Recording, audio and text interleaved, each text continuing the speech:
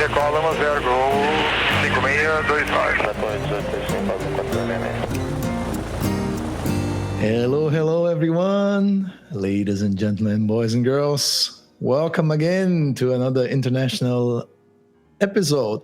We normally say we have special guests, but, this guest today is, most likely one of the most specials ever, or most likely the most special ever, simply for the fact that apart from being one of the coolest person we've met, he gave me and Guilherme one remarkable and forgettable.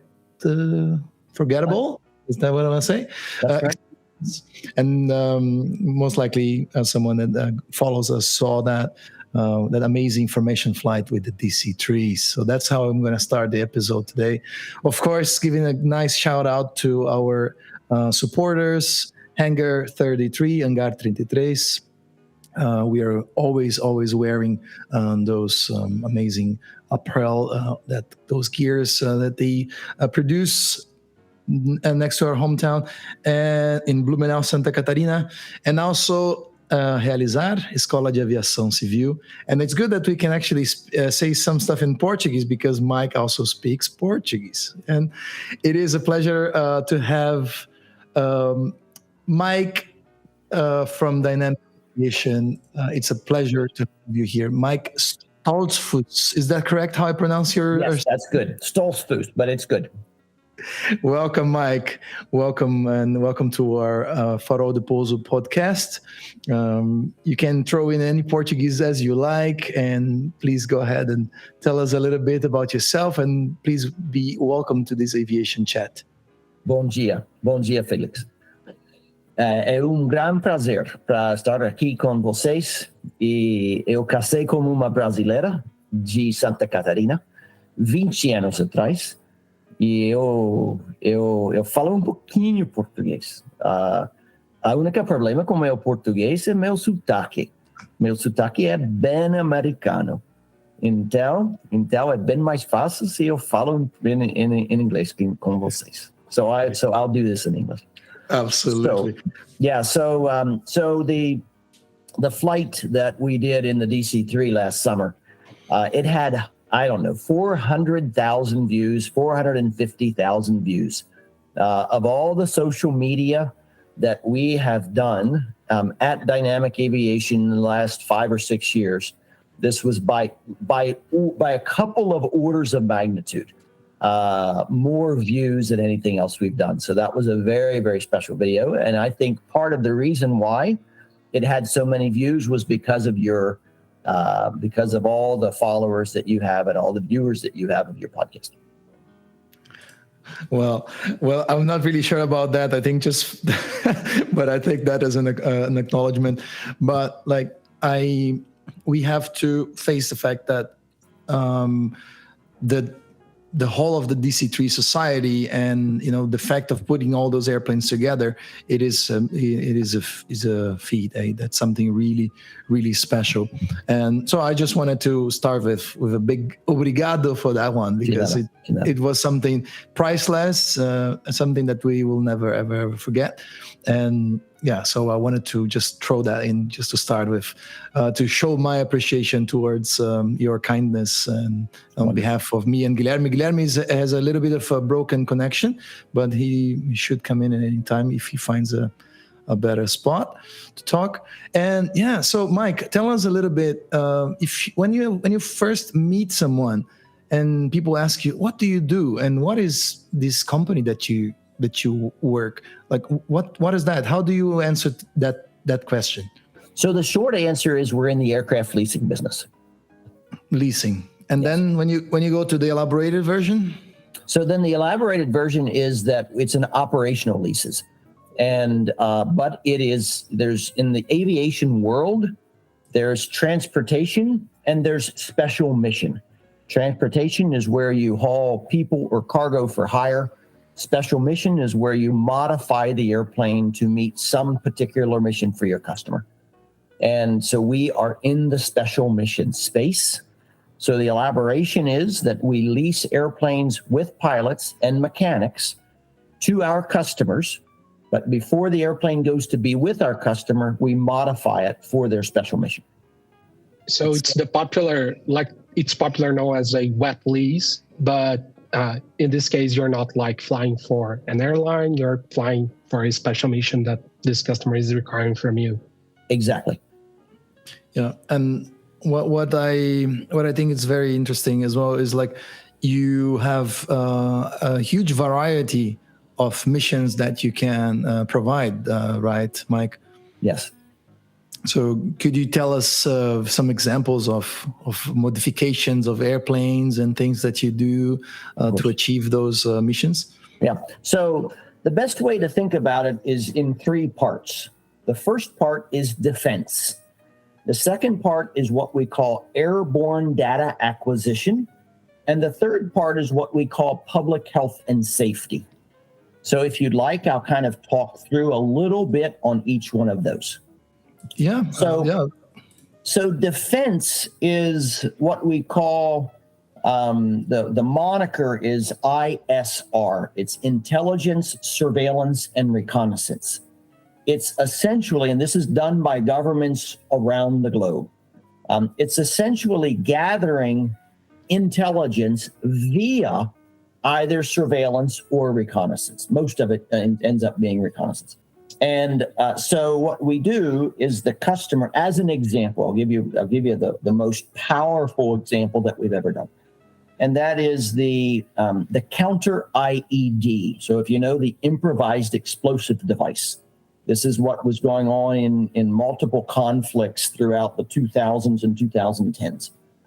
And the IED would explode and would either maim or would kill a soldier. And so the idea was, let's find the IED before the IED finds us. And so we are the airplane guys. We're not the technology guys. We would then connect with customers. We would work together to integrate the technology onto the airplane. We would then go downrange wherever the armed conflict was, and we would, through a process, we would help find IEDs. We, Dynamic Aviation, small little company here in the Shenandoah Valley of Virginia, kind of like Santa Catarina, we have saved thousands of lives as a result of nominating IEDs. So that's one example. That's the best example in defense. Mm-hmm. You want me to keep going, or do you have anything there to... No, just let's go for the next one, because we have so many things to talk about, and we can explore more the other topics also. Okay, so airborne data acquisition is much more commercial in nature, and it has a wide variety. So we could be remote sensing, where you have a sensor and you're gathering some form of data on the ground. As an example, we would go out and from 20,000 feet with a King Air 200, we would go out and study stuff that's going on with agriculture. It could be aerial photography, which is just standard, where you go and you do high altitude aerial photography, and then you have these maps. It could be a geophysical survey, where we will look for uranium, we'll look for oil, we'll look for diamonds, and we do that all over the world. So those are examples of airborne data acquisition. By the way, we have flown in over 125 countries. So we've literally flown all over the world. So the third then is what we call public health and safety. Public health and safety is very similar to airborne data acquisition in its breadth. So we release sterile flies. Sterile flies make fertile flies, there's no offspring. We spray for mosquitoes. So if there's a hurricane that comes through the Gulf of Mexico and goes up into the States, there will usually be a couple of weeks later, we'll go and we'll spray the mosquitoes. We release bait to vaccinate coyotes and wolves. We have 3 737-500s, which have the most sophisticated spray system ever created in the history of spray systems, which is a small market. And we use those for oil spill response. So if there's an oil spill, we go and we spray the oil spill. So the idea there in all of that is primarily us building we've built over 150 spray systems, but this is not just spray systems. We will build a system for that special mission. We will then install the system in the airplane, and then we will contract to the customer. So many questions will pop up, to like get to know a little bit more on those operations that you do.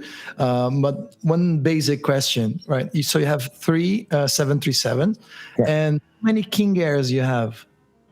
Roughly 120. No, it's probably closer to 115. Yeah. So those numbers, they talk a lot, right? Like, yeah, they do. Other planes, right, Mike? Yeah. Like so we're down now. We have a half a dozen Dash 8s, 100s, 200s, and 300s, and then we have a vintage aircraft fleet. We have a DC-3, 2 H-18s, a Stearman, a T-6, a Legend Cub, and we are restoring an Air Force One, actually the first Air Force One. Yeah, so we need to talk a little bit about that. Of course, I went to do a little bit of my homework, but I would ask you to explain a little bit of that history of that airplane, and then that President Eisenhower flew, right? Mm-hmm. Correct. So 1948, it was built. 1952, President Eisenhower, General Eisenhower, was elected to be president, and in December of 52, it became his presidential airplane. In 1953, there was a concern that they may have had a midair over Richmond. It wasn't a midair, but it was the same. It was 8610. It was Eastern 8610, and it was Air Force 8610. And so Colonel Draper landed and said, we have to have a unique call sign. And so rather than if the president is in the airplane, we will call it Air Force One.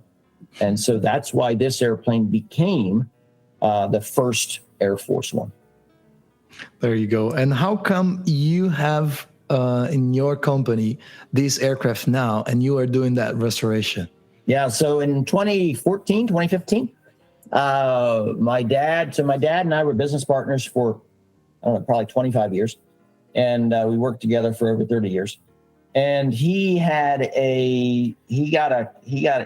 and I got some emails from friends, and that said, this airplane, if it's not saved, it will be cut up. He went and looked at the airplane, and we agreed that it was our responsibility to bring it home and restore it, because ultimately what we view this as America's airplane, and in fact, it's the world's airplane. And we have a responsibility to ensure that it stays that way. That's right. Yeah, totally. So we talked about a little bit about your operation in the defense, and then the civil, and now the vintage part. But I think that vintage comes makes a good link to go back into the DC-3 to talk a little bit about Miss Virginia as well. And then if you could recap, like, how did the Dynamics started, and how was your connection with your dad in terms of both the company itself, but also that amazing story that you told us so proudly that day inside the DC-3 about the restoration and all that. So if you could tell us a little bit of the combination of dynamic aviation history and the DC-3 would be amazing. Yeah, I'll do that. So 1936, my grandfather bought his first airplane. It was an Aranca C2. It was 37 horsepower, and it was a very unique experience. My grandfather was then, over the course of about 40 years, he bought and sold and operated close to 100 airplanes. He had a fleet of Stearmans. He had a fleet of Beech-18s, a fleet of DC-3s, a fleet of Chase boxcars. He had a Hellcat. He had a Wildcat. He had a fleet of TBMs. So he also had a parts business, but ultimately he had this interest. Before he got into the airplane business, he had an auto body shop. So he was a structures guy. And when he bought some airplanes, he lived in southeast Pennsylvania, which is a agriculture region. He had grown up on a farm, and so he started crop dusting. He didn't start crop dusting because he wanted to be a crop duster. He started crop dusting because that was the market where he could go and fly airplanes. And so this idea of buying an airplane and modifying it and putting it into some special mission, it began with my grandfather in 1936. So moving forward, so my dad and my uncle, they grew up. So in the late 30s, my grandfather bought a farm and converted that into an airport. It had a grass strip, 2,600-foot grass strip. And so right behind the house was the grass strip. So my dad and my uncle grew up with airplanes literally in their backyard, not figuratively, literally in their backyard. And so 1967, they both decided they were not going to be in my grandfather's business anymore. They moved to Virginia, where we live now, to go to university. And they paid for their first semester of college. They paid for their first month's rent. They went and got a loan and bought an airplane and sold it. And now they were in the aviation business. They never worked for anybody else. They just wanted to be entrepreneurs. So that's how it was K&K Aircraft at the time. That's how Dynamic Aviation started. So my dad and my uncle ran a business for 7 years. My uncle then became a pastor. He moved away, moved to Ohio. And then my mom got involved in the business, and they bought the airport that we're on now in 1974. And they spent from 1974 to 1981, all they did every year was try to make a $15,000 airport payment on December 15th. And that's what I remember growing up. We had 3 employees, and it was one of those bootstrap entrepreneurial stories. So moving forward, so my grandfather bought 5 DC-3s in 1964. And he sent my uncle and my dad. He bought them in Goodyear, Arizona. He sent my uncle and my dad. Imagine, they were 24 years old. It might have been 65. They were 25. And he said, you guys have to go get those airplanes and bring them home. Can you imagine this? 2 25-year-olds. This is how much confidence he had in my uncle and my dad. And so they got type ratings. They went out. They hung a couple engines on, flew an airplane home, pulled the engines off, put them on a truck, took them back out, and did that 5 times. The 5th airplane, by the way, burned up. So they only got 4 airplanes home. Can you imagine calling your dad and saying, Dad, I just burn up one of your DC-3s? So that was a unique call. But what happened was they grew up with this experience of kind of this idea that my father, in English, we say, throw them in the deep end, right? Throw them in the deep end of the swimming pool.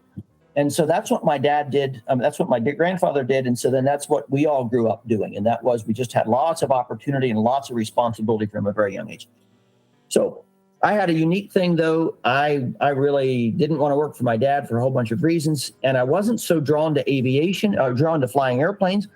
I was very drawn to the business and very drawn to entrepreneurial efforts. And so it wasn't until I was 20, I did a bunch of other things. It wasn't until I was 20. So, sorry. First, when I was 16, I loved trucks, love anything with an engine.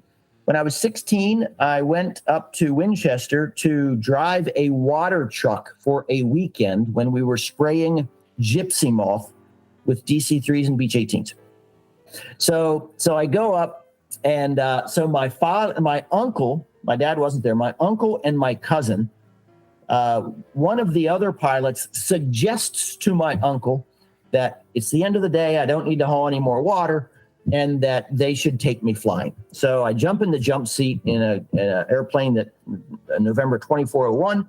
It was actually an airplane. It was one of those 4 that came back from Goodyear, Arizona. My dad then bought it after my grandfather passed away. And so this is a sprayer. It's 1986. And I go out and I'm sitting in the jump seat, and we're spraying gypsy moth in West Virginia, 75 feet above the trees. Imagine this, with rolling terrain. And then you come at the end of the spray run, you turn into a 45-degree turn, and then you roll to the left, 45-degree turnaround. You're basically hanging on the wing. And I said then and there, I said, if I ever become a pilot, and this may sound kind of funny, I said, if I ever become a pilot, I'm going to be a DC-3 spray captain, right? I didn't say I'm going to be an A380 captain or an A320 captain or a 7. I said, I'm going to be a DC-3 spray pilot. So 4 years later, I'm 20 years old. I do an agreement with my dad to go on a contract with him for 6 weeks. I owned my own truck. I leased my truck to him, and he gave me a great day rate. And so on the second day, this is gypsy moth spraying, right? So it was second day of the contract. It was too windy to spray. And so one of the pilots says, Mike, let's go fly a Cessna 172. I go out, and you guys know what this is like. I go out and I fly the airplane, and I mean hook, line, and sinker. I am done, right? I could see it, right? Okay, fine. Now I know exactly what I'm going to do. By the end of that spray contract, I then said, I'm going to do everything I can do to be a DC-3 co-pilot in a year from now. So I then spent 12 months while I was working full time. I got all of my ratings. I got 250 hours, my instrument multi commercial. And a year later, I was a co-pilot in a DC-3. And then 6 months later, I had 500 hours total. And my dad checks me out in a Beech 18. Can you imagine this? 500 hours.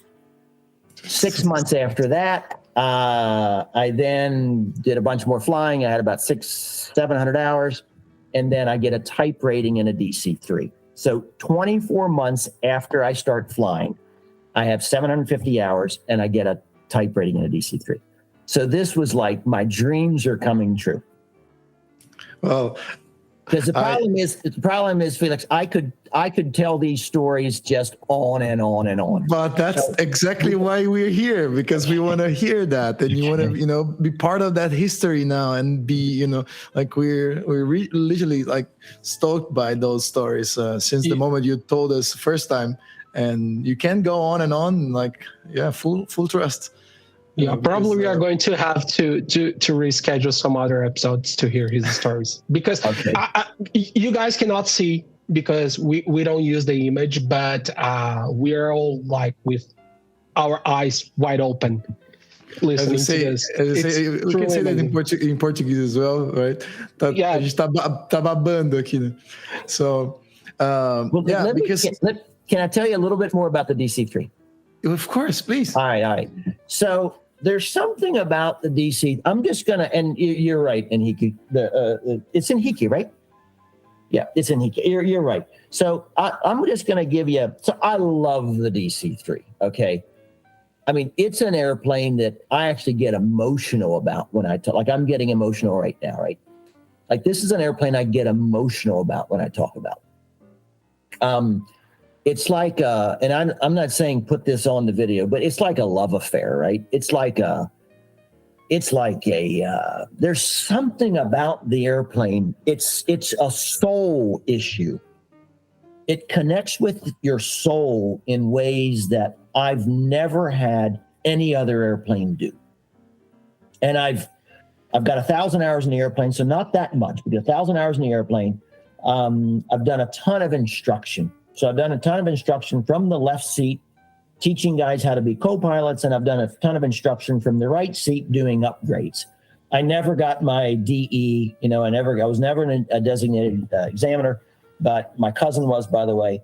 But I've done a ton of instruction. So here, so I have verbalized to other pilots so I'll offer to you all why I believe the DC-3 is why it affects us the way it does. So number one, it has timeless lines. The lines of the airplane. You look at a DC-2 compared to a DC-3 and you're like, there's something that doesn't look right about the DC-2. It's too narrow. The tail's too small. The landing gear doesn't look right. The motor mounts, the cowlings, everything about it just doesn't look right. And then they took the DC-2 and they said, well, what can we do to make a better airplane? And they said, well, we'll make the cabin a bit bigger. We'll make the tail a bit look bigger for some go engine performance.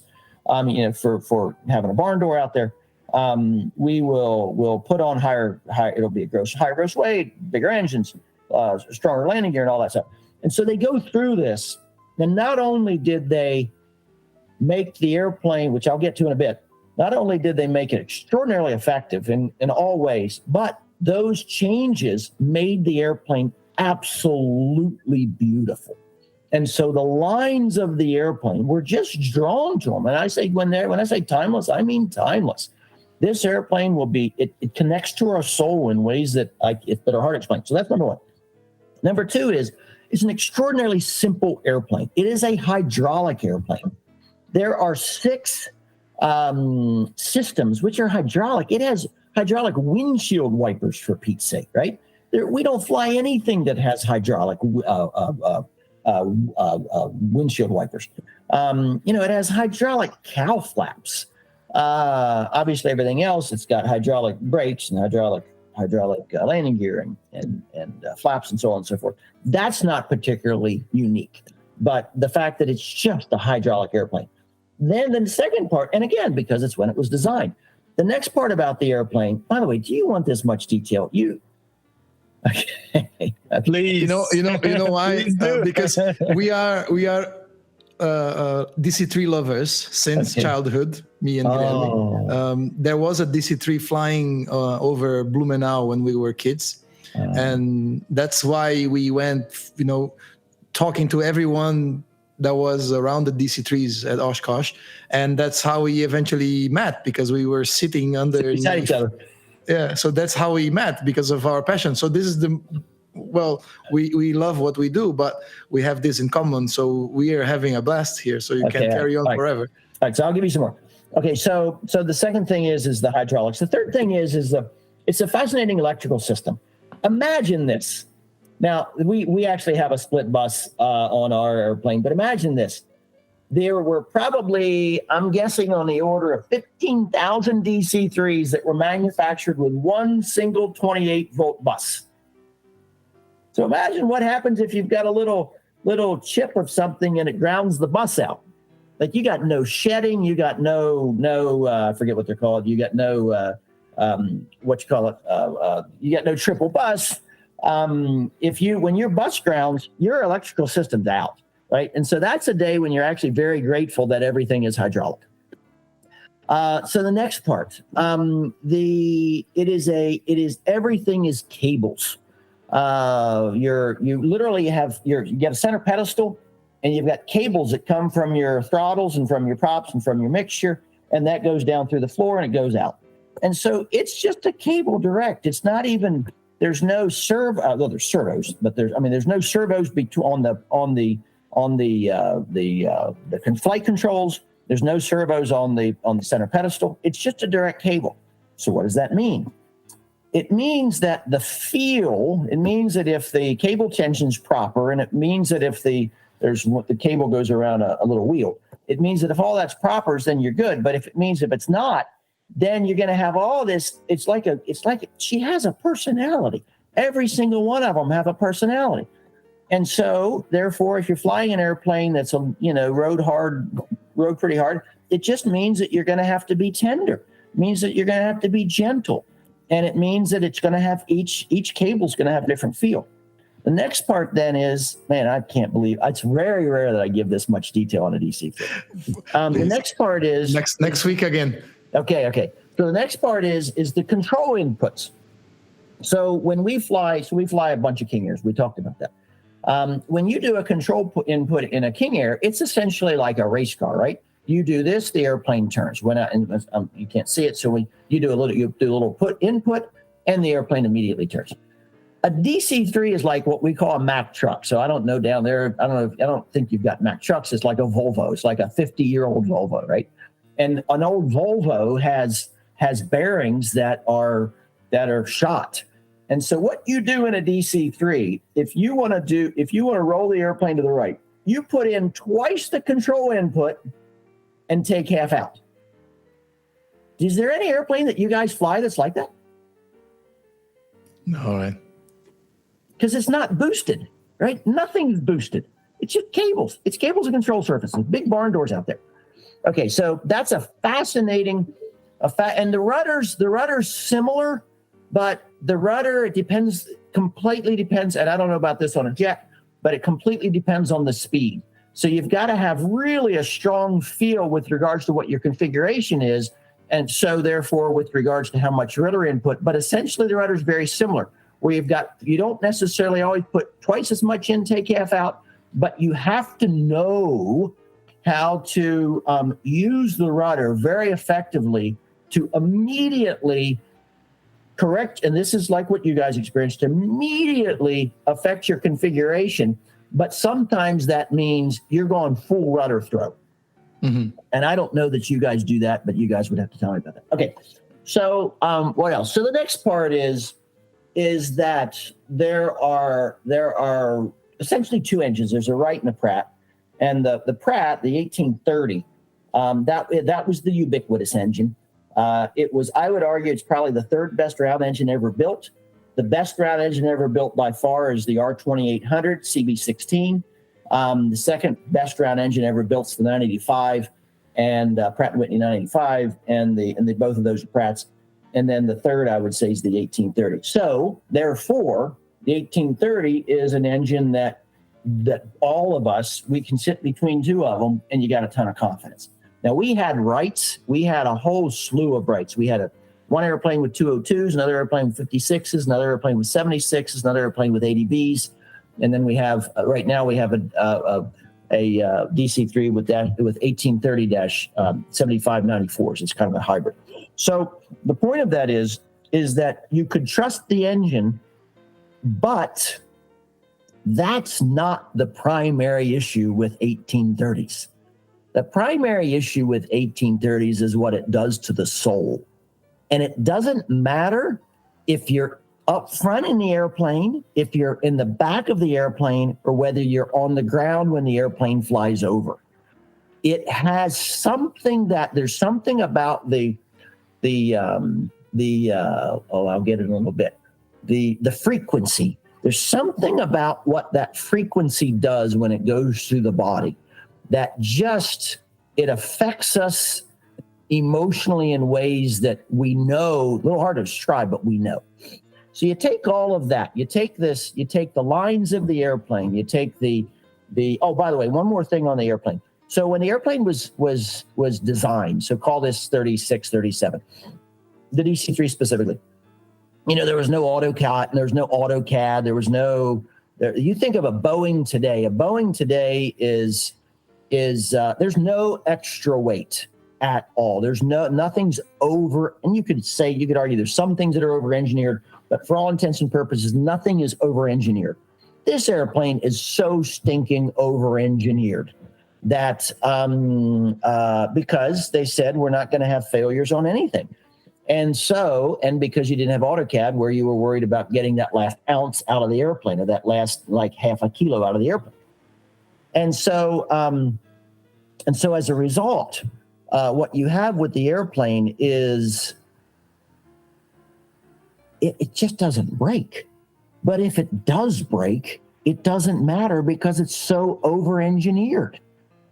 That's why there were 15,000 built. And that plus the 1830, by the way. There's no round engine airplane ever built that if it had the wrong power plant, that it lasted forever. That's why there's still DC-6s flying today, because they have the CB16, the R2800 CB16.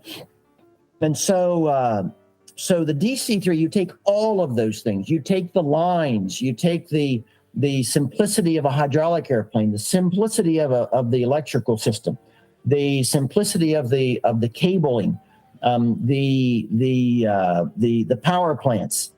You put all of that together, and then the engineering. You put all of that together, and you're like, oh, now I'm starting to get a feel of why there's something within me that when I see the airplane, when I hear the airplane, when I fly the airplane, that it makes me come alive.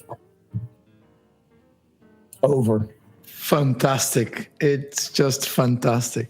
Well, not only the fact that we are muted with the microphone, we are muted, within our minds, I think, because we're just with this abundance of details.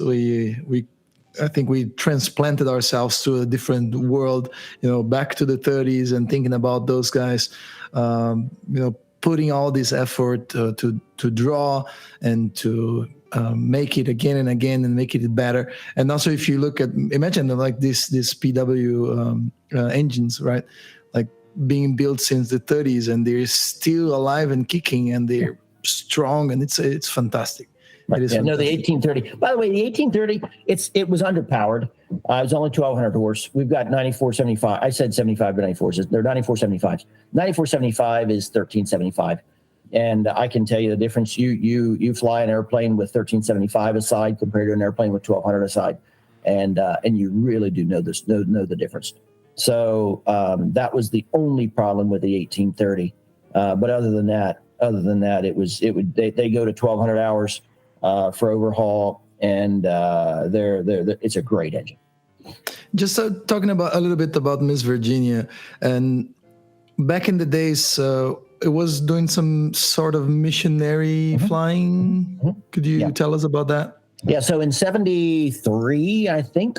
So there's a mission organization called JARS. It's JAARS. It was Jungle Aviation and Radio Service when it was founded in the 50s. So JARS is the support arm for Wycliffe Bible Translators. Wycliffe Bible Translators has been doing, it's all nonprofit. Wycliffe Bible Translators has been doing the translation of the scriptures since probably the 30s around the world. And in the 60s, a very good friend of mine, a mentor of mine named Bernie May, he was the chief pilot at the time of JARS in 62 or 3 maybe. He went and got a couple of airplanes from 3M in Minneapolis to use for transporting translators in developing countries or developing parts of countries. Then in 73 or 74, they said, well, we want to do a couple more airplanes, and they got connected to the Air Force, and they went to Davis-Monthan, and they got a couple airplanes out of the boneyard. This was November 47 Echo was one of those airplanes. They took it back to Waxhaw, North Carolina, and they did a complete overhaul of the airplane. And that's actually when this split bus AC and DC electrical system was installed. So that airplane then flew translators primarily in the Andes. It was up in Bogota. It was down in, it might have been not in Lima. It was over in Cusco. Cusco. It was over in Yarinacocha, which is on the other side from Lima, down in the jungle. And it did that for a number of years, and then they sold the airplane to a guy that did tours, a Japanese gentleman who did tours out of LA into Vegas, and then we bought it in 1990. And what about before, when it was produced? It was what was the primary task of this particular aircraft? Yeah, so it was built in 44, so it was a pretty late serial number. And it did not go overseas in World War II. It was used primarily in the States for just cargo transportation within the States. After the war, it then continued in service until I'm pretty sure the early 60s when it went into the boneyard. Mm-hmm. And what about the paint scheme? Was it the original paint scheme from the first assignments of the aircraft? Yeah, no, it wasn't. This is a classic Air Force paint job that when we decided to restore the airplane, I don't know when it was, probably 07, 08, maybe 09. My dad then said he had a vision. By the way, my dad restored this airplane. Bunch of stories around that. But this was kind of, it was his project. It was his vision. And so what he wanted specifically for the livery was he wanted this classic DC-3 paint job. So that's why. Mm-hmm. Well, we want to know a little bit about that as well, because like we know that dynamic aviation does a very important job in preserving history, and so and just by your passion, you can tell how much you love it. But then if you tell us a little bit more on that personal touch that you told us that day, and I know you are very proud of it, and the amount of work that you guys did on this airplane, that must have been amazing. So if you tell us a little bit about that. Yeah. So you're talking about the DC-3. The restoration of Miss Virginia. So this was an interesting conversation Dad and I had, and this was in the late 2000s. And what we say, the airplane was like rotting into the grass. And we had to make a decision, and we were either going to restore the airplane and keep it forever, or we were going to sell it. We weren't just going to leave it rot in the grass. And so he and I's conversation was, okay, look, what he said was, look, what's your vision for the airplane when I'm gone? Because I don't want to build the airplane and then you sell the airplane. I said, Dad, for Pete's sake, I love the DC-3. Build it, please build it, and do it in a way that we'll have it for generations. And so that's what he did. And so that's what you saw. My wife then, for the Brasileiros, my wife was born in Criciúma and grew up down lá embaixo, but she also grew up in the Serra. And so she has a beautiful touch. Like most Brazilians, she really knows how to put herself together, right? Really has this aesthetic feel. And so she designed she and Dad designed the interior. And you get in the interior now and you feel like, I wouldn't say it's like a G4, but it's certainly not like a standard DC-3. And some of the pastels and some of the colors and some of the fabrics. And we used to own some MD-80s. And so, and we parted the MD-80s out. There was no market to sell them at the time. And so we kept the first class seats. These were Midwest Express airplanes. And we kept the first class seats. And so those, when you get in the airplane, they are re-leathered rather, first class seats out of an MD-80. So that's what you feel when you get in the airplane, is this very creative mix, this Brazilian touch with my dad's kind of interest in making something that would last forever with these MD-80s. So that's what you see. It's fantastic. And then why do you judge important to bring Miss Virginia to Oshkosh? So this is kind of the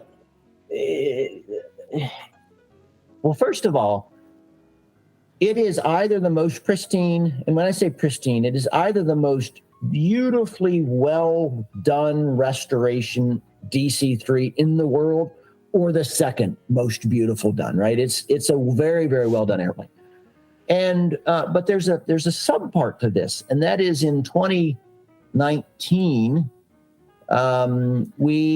Dad had this vision in 2016, 2017 to take the airplane over for the 75th anniversary of the of D-Day, and he had this vision of taking one of my sons, Gabriel, and going throughout Europe. And so as a result of that, and it was not Dad's vision to do the whole trip with the DC-3 Society. That was Eric Zipkin and some others, and a whole handful of DC-3 guys. And so we then got kind of connected into that world, into that relationally, very relationally connected into that world. And Dad built some very close relationships there, as well as did my brother-in-law. And so this is kind of taking the airplane to Oshkosh now. We used to take it to Oshkosh back in the day. We used to do jumpers. We used to do skydivers in the early 90s. So we've had the airplane there a ton. We've probably had it there, I'm guessing, 25 times or so. But now is much more around sharing the airplane with the world, number one, and number two, but it's not us sharing our airplane, it's us being a part of a DC-3 historical society that shares that continues this iconic airplane into the future together.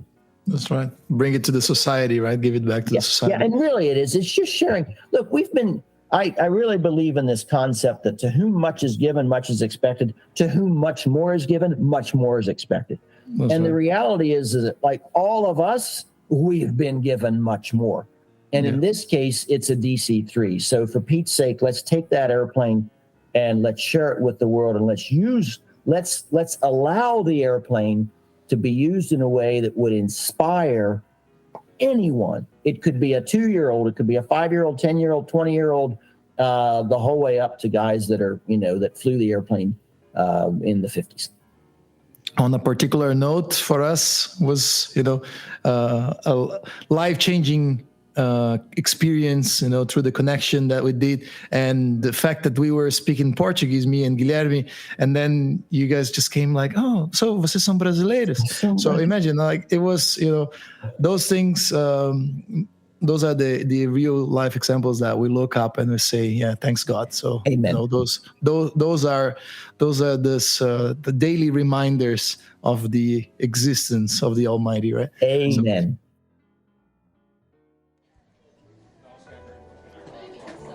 Bem-vindos à Hora do Cafezinho do Farol de Pouso, um oferecimento Ave House, arquitetura aeronáutica feita por pilotos para pilotos. Ajude o Farol de Pouso Podcast a produzir mais conteúdos como esse e nosso editor secretário a checar suas carteiras. Você escolhe o valor mensal para ajudar. É rápido e sem complicação. Acesse apoia.se/Farol de Pouso e deixe sua contribuição.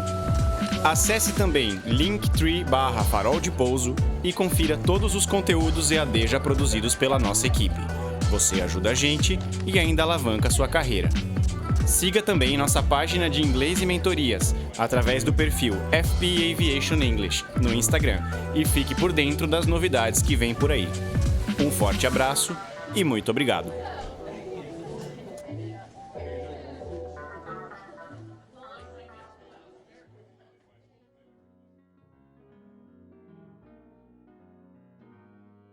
So talking about, giving to others, in a very, very minuscule scale, we do it here with Farol de Pouso, trying to enlighten a little bit of the path of others.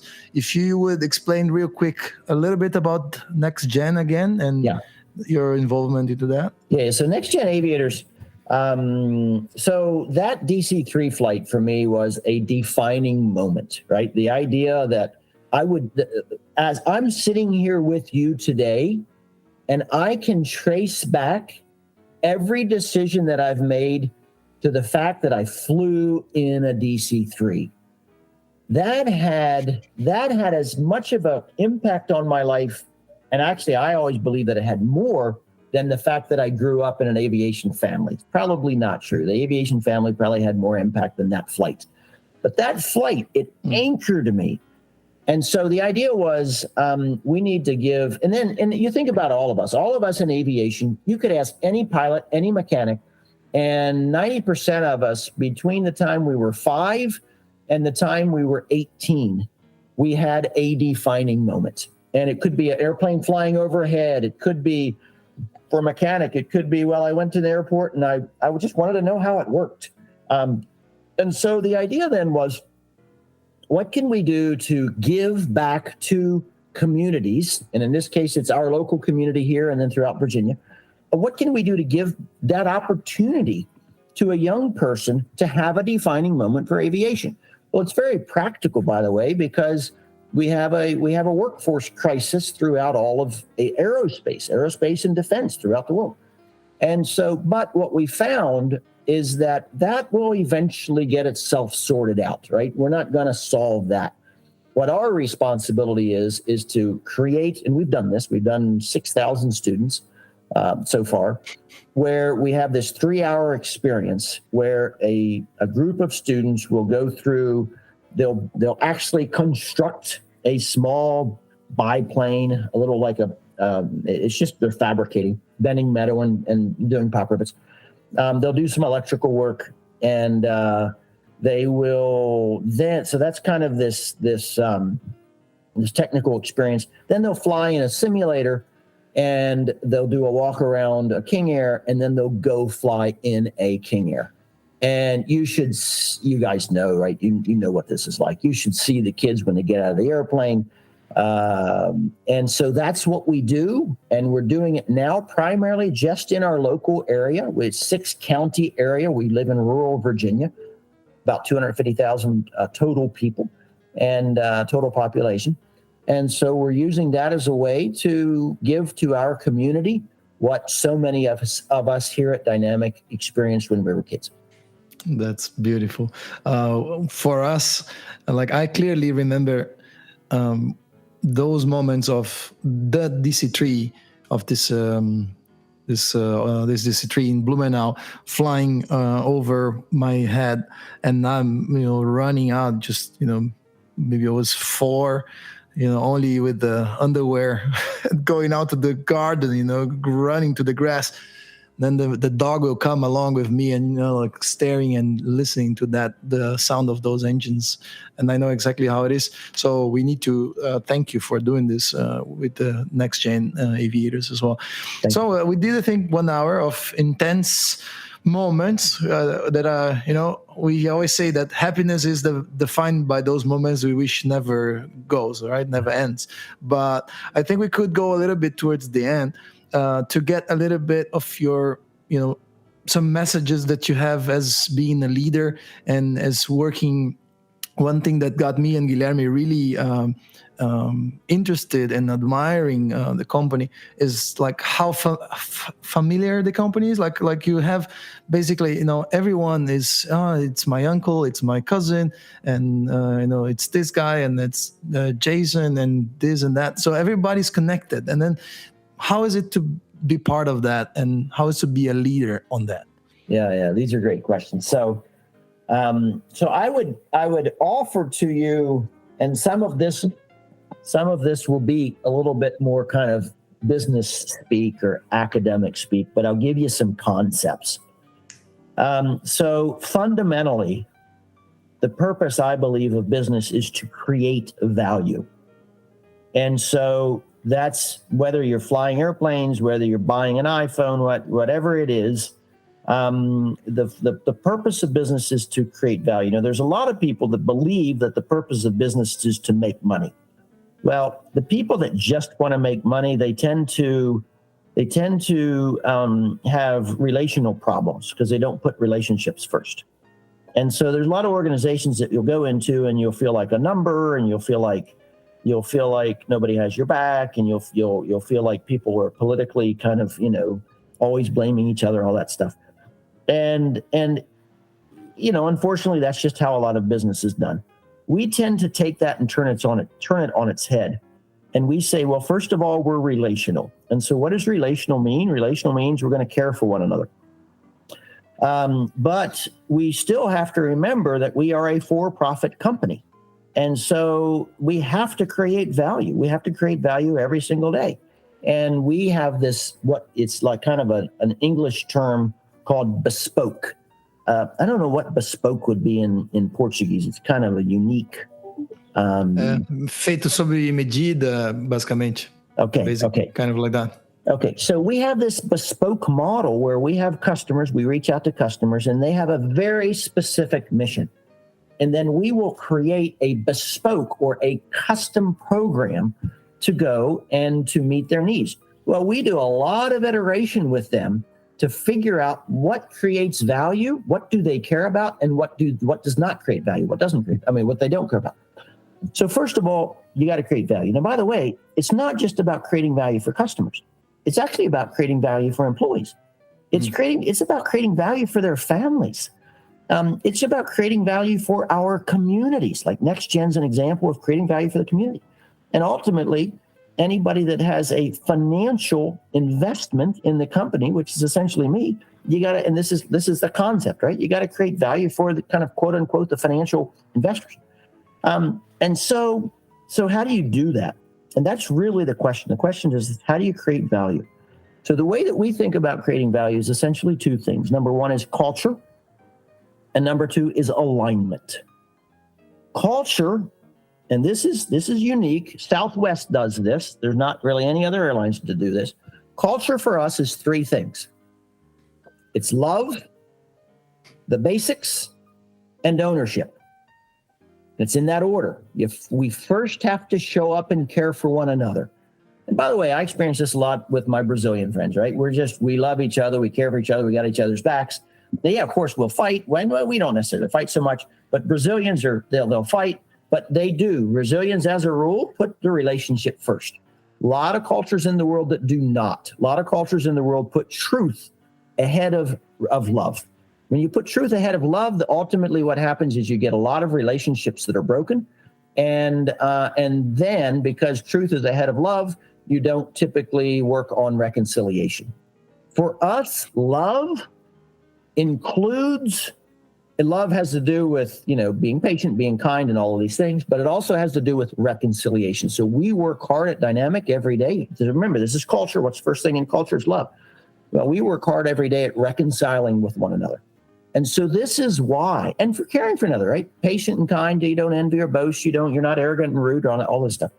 And so this is why when you're with the Dynamic folks, culturally, we really do. We not only care for each other, but listen, we fight a ton. And when we fight, it's usually behind a closed door. When we fight, if we hurt each other's feelings, we then reconcile. So that's what you feel when you're with Dynamic folks. Okay. Yeah. So alignment really gets into and by the way, the basics are you got to sell something. And for us, selling is not selling to you. For us, it's helping you buy, right? The world over, no one wants to be sold to, but everybody wants help buying. So we help our customers buy. We then fulfill, and then we count. So, but as it has to do with ownership is simple. Don't blame anything or anyone for anything. Just don't blame. Well, a lot of us grew up in settings where there's a lot of blaming going on. People are already doing this. Mm-hmm. Well, we basically say don't blame, and you got to own it. Responsibility it's the ability to respond, right? Mm-hmm. So own your responsibility. Have the ability to own your response. Okay, so then I'll give you the final piece on alignment. Alignment is simple. You got to have vision. You got to have a strategy. You got to execute on your strategy. And you've got to know what your core is. The core of our business is modified aircraft owned and operated.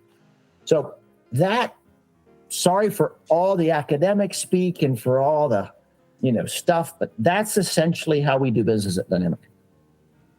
It's like it was simply as inspirational as your passion for the DC-3, I would say, because since a young age, you said you were up for entrepreneurial challenges, and of course you have to become a master on this field to be able to do that and to run the show on a scale of operation size of Dynamic. So, well, it is what it is, and that's exactly what we were expecting when we had the positive news that you would come and participate.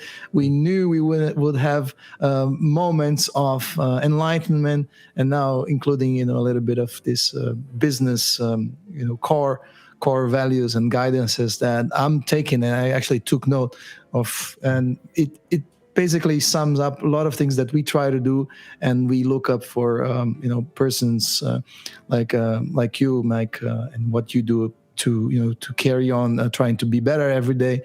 And as we say as well, caring for each other. There's one friend of ours that always says, always leave the world looking better than the way you found it, right? So that's Amen. How we start the day. That's how we finish the day. That's how we're going to lay down, our heads and down the pillow and look, wow, it was a good day. So let's do it again tomorrow. Right? Amen. Amen. That's it. So it was a pleasure. I wish we had more time. I know you have tight schedule, and we are totally honored to have you here. Muitíssimo obrigado. Foi prazer imenso. Já estou com saudades da gente encontrar e fazer alguma coisa. We say that in Portuguese, like saudades de coisas que nunca fiz, né? So that's what we're gonna do. Temos mais tempo, né? of course. We really want to go and do that. As you said, that we need to go and visit Bridgewaters, and we'll do that. Yeah. We'll do that for sure. Felix, I am very grateful to you, Guilherme and Hiki, for what you're doing is you are essentially taking this love that you have for aviation, and you are connecting people that are in this space, right? In this aviation space that have had life-changing experiences. And you're taking your time, which is a lot of time, you're taking your time to draw these stories out, and then to share these stories with the world in a way that changes the world. And so I'm very grateful to you all for your willingness to do it. And I am honored to have been able to be together today. It's our pleasure. I think maybe one of the things that Henrique wanted to know is that if you are one day contracting or like hiring Brasileiros to fly the King Airs and so on. Yeah, so we are. So the answer is yes. The answer is, so if you go to dynamicaviation.com, we have visa issues. We have had visa issues. There was some discussion a few months ago about that changing, but I'm not sure with the new government whether that's happened or not. You guys would have to tell me. And but we also do some international flying where it doesn't require a U.S. citizenship. And yes, we would absolutely love to have Brazilians who would have interest in flying for Dynamic. Please go to the Dynamic Aviation website. It's just simple. It's dynamicaviation.com. And there's a place there where you can go to, I think it's a careers section. I would love to see you all. I think you all have felt this. I love Brazil. I love Santa Catarina. I go there twice a year. I was there in April. I did a 7-day, 270-kilometer hike from Lages almost the whole way to Florianopolis. And I did a hike there in December. I did a 160-kilometer hike, a big circle around Criciúma. And so I really do. My boys, their lineage, half of their lineage is from Santa Catarina. So I really do love Brazil. I love the culture, and I would love to see a whole ton of Brazilians being a part of the Dynamic Aviation family. So, Mike, given the fact that you come often to Santa Catarina, on behalf of Hangar 33, I told you that before, and I just need to reaffirm the invitation for you to go and see the collection of aircraft at Hangar 33. They have 2 Antonov 2s there. They have a T6 with the Esquadrilha da Fumaça paint scheme. And recently, Dennis was honored to be membro honorário da Fumaça by all his works that he's been putting together with the community as well. So similar to you, they have a big textile company. They do these T-shirts that we're wearing all the time. But yeah, you should come to Blumenau and also visit Hangar 33. Right, Mike, it was a pleasure to have you here once again. Thank you so much for your time and for your brilliant history and stories and career, and for being such a cool man. It's a pleasure. Thank you, Felix. Thank you, Guilherme. Thank you, Henrique. Valeu! Esse foi mais um episódio internacional. Thanks to all of you listening to us until this moment. Grande abraço para todos. Salve para Hangar 33, que já falamos bastante. E também a Escola Realizar, Escola de Aviação lá no município de Torres, onde você tira suas carteiras e depois faz um build-up nas suas horas. E quem sabe vai voar King Airs na Dynamic Aviation, né? Dia. Né? As we always say, believe, but be ready, right? Take care. Tchau, tchau. Linha Column 0 Gol 5625.